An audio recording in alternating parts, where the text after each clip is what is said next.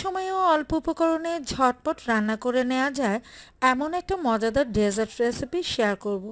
আজকের পর্বে তৈরি করে দেখাবো দারুণ স্বাদের সাগুদানার পায়েস। আসছে ঈদে নানা রকম ডেজার্টের পাশাপাশি আপনারা কিন্তু এই সাগুদানার পায়েসটাও রান্না করে নিতে পারেন। কম উপকরণে ঝটপটই তৈরি করে নেওয়া যাবে মজাদার এই পায়েস রেসিপি। রান্না করাও খুবই সহজ। আশা করছি পরিবারের সকলের কাছে ভীষণ ভালো লাগবে আমার আজকের রেসিপি। তো পায়েসটা রান্না করে নেওয়ার জন্য আমি প্রথমেই প্যানে নিয়ে নিচ্ছি এখানে 1 টেবিল চামচ পরিমাণ ঘি। গরম মশলা হিসেবে দিয়ে দিচ্ছি 3 টুকরো তেজপাতা, 4টা এলাচ, দিয়ে দিচ্ছি 2 টুকরো দারুচিনি, সেই সাথে দিয়ে দিচ্ছি কিছু ড্রাই ফ্রুটস। আমি এখানে কাঠবাদাম ও কাজু বাদাম কুচি নিয়েছি কিছু কিশমিশ।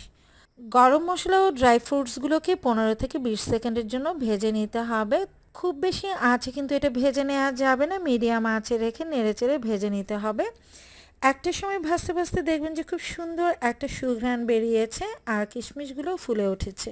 আর এই পর্যায়ে আমি দিয়ে দিচ্ছি 1.5 লিটার পরিমাণ গরুর দুধ, সেই সাথে আমি দিয়ে দিচ্ছি 1/3 কাপ পরিমাণ গুঁড়া দুধ। আর এই গুঁড়ো দুধের কারণে কিন্তু দুধটা অনেকটাই ঘন হবে আর পায়েসটাও খেতে ভীষণ ভালো লাগবে। নেড়ে চেড়ে দুধটাকে বলক তুলে নিব। যখনই দুধে বলক চলে আসবে অর্থাৎ দুধটা ফুটে উঠবে, সেই পর্যায়ে আমি দিয়ে দিব এতে মেজারমেন্ট কাপের 1 কাপ পরিমাণ সাগুদানা।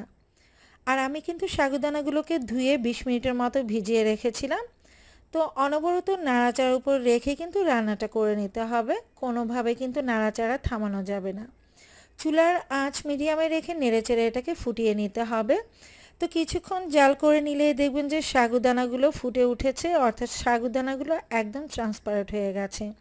যখন সেদ্ধ হয়ে এরকম ট্রান্সপারেন্ট হয়ে যাবে তখন আমি এতে দিয়ে দিব মেজারমেন্ট কাপের 1 কাপ পরিমাণ চিনি।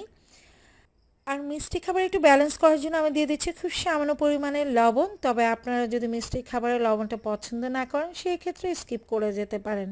চিনি দিয়ে রান্না করার পর দেখবেন যে পায়েসটা অনেকটাই পাতলা হয়ে গেছে।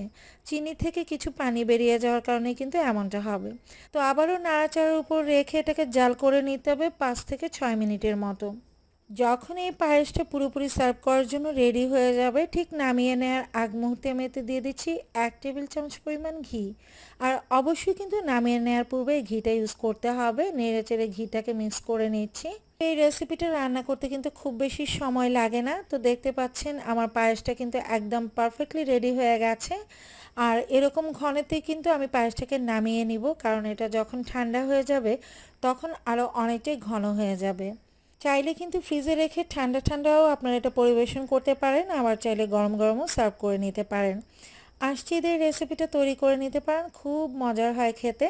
আর দেখতেই পাচ্ছেন এটা কতটা ক্রিমিও হয়েছে আর ভীষণ লোভনীয় হয় এই মজাদার সাগুদানার পায়েস।